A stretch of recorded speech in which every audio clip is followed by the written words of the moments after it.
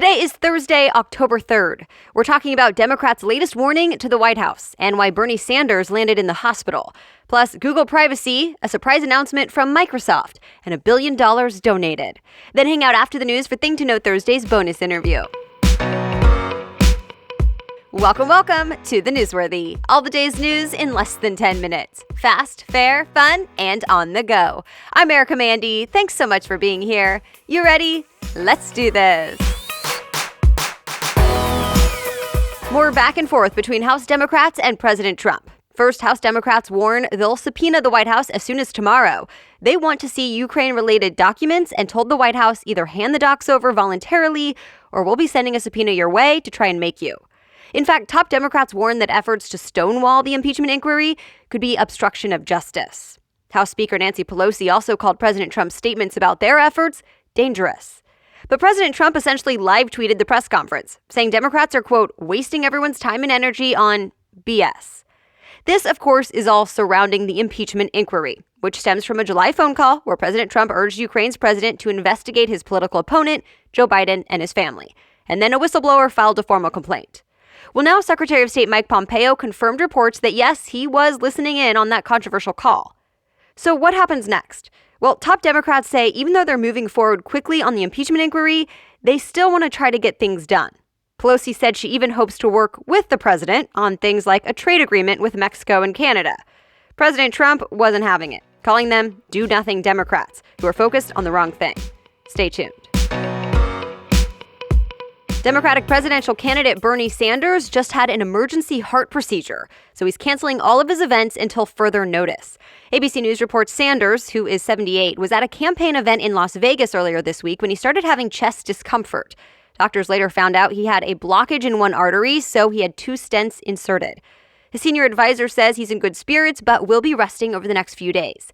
In fact, he tweeted about it and took the opportunity to plug Medicare for All, saying no one should fear bankruptcy after a medical emergency.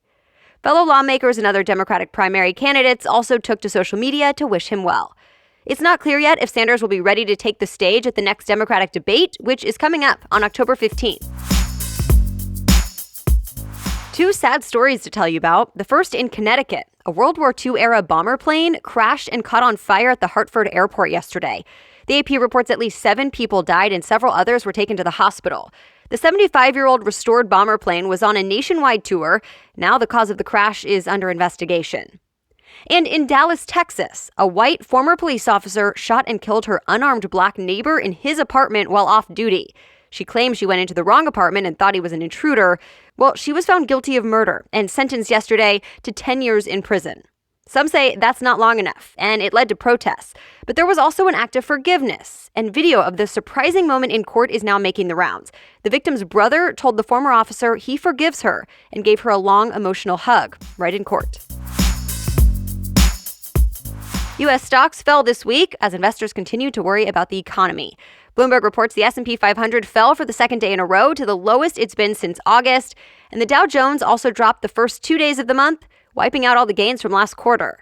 NBC News says the drop came after reports showed big slowdowns in both manufacturing and hiring. And what happens next will likely depend on what new economic reports show today and tomorrow. The field for the MLB Playoffs is now set. The Washington Nationals and the Tampa Bay Rays took the last spots in their divisions after winning wildcard games this week. The American League Division Series starts tomorrow, but first, Game 1 in the National League Division Series today. Much more news ahead, but first, thanks to our sponsor this week, FabFitFun. FabFitFun's seasonal subscription boxes makes it feel like your birthday 4 times a year. I love when these things arrive. They send you high-quality, full-size premium products, including beauty, fitness, fashion, and lifestyle products, all in one box. I love that the curators also do the work for me and help me discover new products that I end up loving. And the fall box is available now, and it comes with really great stuff, like Wander Beauty Baggage Claim Gold Eye Mask, great for travel, and Anthropologie's Travel Yoga Mat. Each box is a little different, and you can customize many of the products. FabFitFun normally retails for $49.99, but with every box, you get a value of more than $200. So sign up at FabFitFun.com and use the code NewsWorthy for $10 off your first box. Again, get $10 off your first box at FabFitFun.com when you use the coupon code NewsWorthy. Now back to the news. Google just announced another set of new privacy tools. The first one is an incognito mode for Google Maps. So when you use it, Google cannot track your movement or record it, similar to the incognito feature on the browser Google Chrome. Next up, Google is expanding its auto-delete feature and bringing it to YouTube. TechCrunch says users will be able to set their search histories to auto-delete after a set period of time, like every 3 or 18 months, or they can delete it manually. Also on YouTube, CNBC says Google is adding a way for users to check their passwords on a password manager. So it basically lets them see if their passwords are weak, have been compromised, or if they're used on too many sites. And then there's an update to the Google Voice Assistant as well. You can ask it how Google keeps your data safe, or even tell it to forget the things you've asked for the last week. All these features are meant to give users more control to manage or erase the data Google collects, especially since Google has been criticized for keeping so much information about you in the past. Most of the features will roll out over the next month. A surprise announcement from Microsoft, a new foldable smartphone. It's called the Surface Duo, and CNBC says it has 2 side-by-side 5-inch displays that are connected by a hinge. So it folds like a book. When you turn it on its side, it can double as a game controller or keyboard, and when you fold it up, it's small enough to fit in your pocket. It's set to launch in late 2020. The announcement came during Microsoft's annual hardware event, so there were a few other notable devices. Microsoft showed off a new dual-screen computer called the Surface Neo, kind of like its foldable phone. And there's a new pair of wireless earbuds from Microsoft as well. They don't look like typical earbuds, they have more of a circular look. They'll cost about $250 and be ready later this year. Melinda Gates just committed $1 billion to help promote gender equality. Gates is co-chair of the Bill and Melinda Gates Foundation and the wife of Microsoft founder Bill Gates.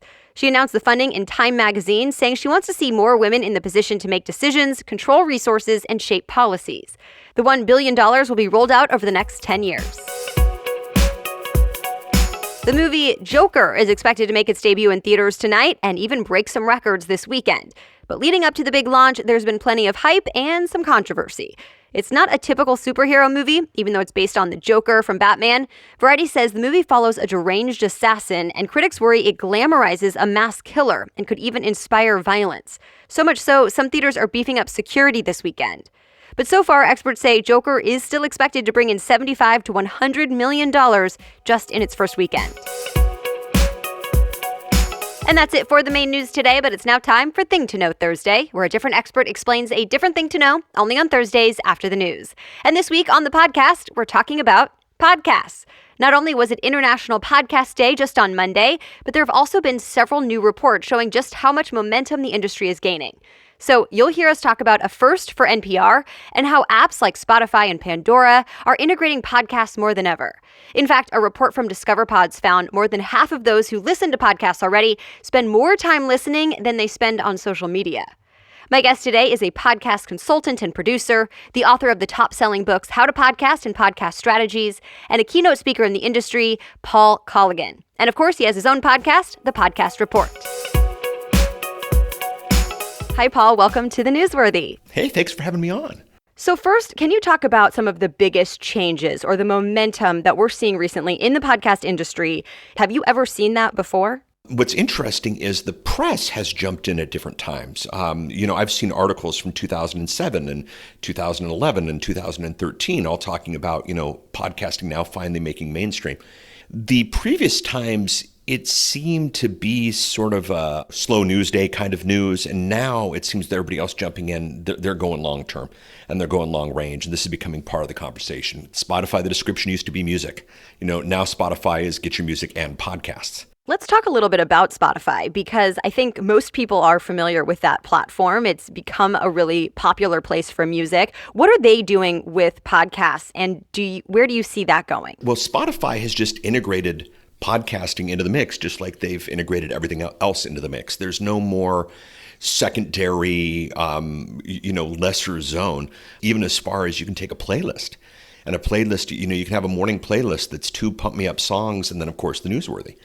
Spotify's all in, NPR's all in. NPR announcing that they're going to see more revenue from podcasting next year than they saw this year means they're tracking everything, and it means that the audience is really there for them, which is really exciting. There's some people who haven't gotten as much press. I don't know if you knew this one, but SiriusXM bought Pandora last year, for like 3.5 billion or something. It used to be we had to say, to listen to a podcast, go here, here, or here. Now I can literally say, listen to podcast wherever you get your audio. I mean, think about it. There's no place that delivers audio that doesn't deliver podcast anymore. And I want to circle back to NPR just a minute. You briefly mentioned it, but it's essentially projecting more revenue or more money from podcasting in fiscal year 2020 than even radio or other broadcasting platforms for the very first time. How big of a deal is that? I mean, a lot of people know NPR on radio. Yeah, it's massive. The reason they're going to make more money in podcasting next year is because more people are going to get their NPR and podcasting than anywhere else. My daughter came home from class like last week and she said, yeah, I heard this cool podcast called the Radio Lab. A cool podcast called Radio Lab. If you think about that, so that's the future. These towers are going down. And the idea of radio, satellite, or, regular is just going to kind of go away. And if you think about it, it makes sense. NPR delivering to exactly who wants to listen to it when they want to. It's going to let them charge more for the ads and them more for the sponsorship. And me being able to listen to NPR whenever I want to. And by the way, sending out something by podcast is a lot less than sending it out by satellite. So they've got less money to spend as well. So I think radio will still exist, analog. Everybody loves their LP records and their, paper journals and that kind of stuff. But the future of distribution is the podcast. How much has technology played a part in that? Oh, a massive part. And two things that we have to think about. Number one is the smartphone. And the iPhone is obviously a massive part of that. But the fact that we have these devices that we can take with us anytime, any place, anywhere, and then we can access, any content anytime, any place, anywhere. The NewsWorthy isn't on at 8 o'clock, in the morning. It's the NewsWorthy is on when you want to. And that's part of the power of this.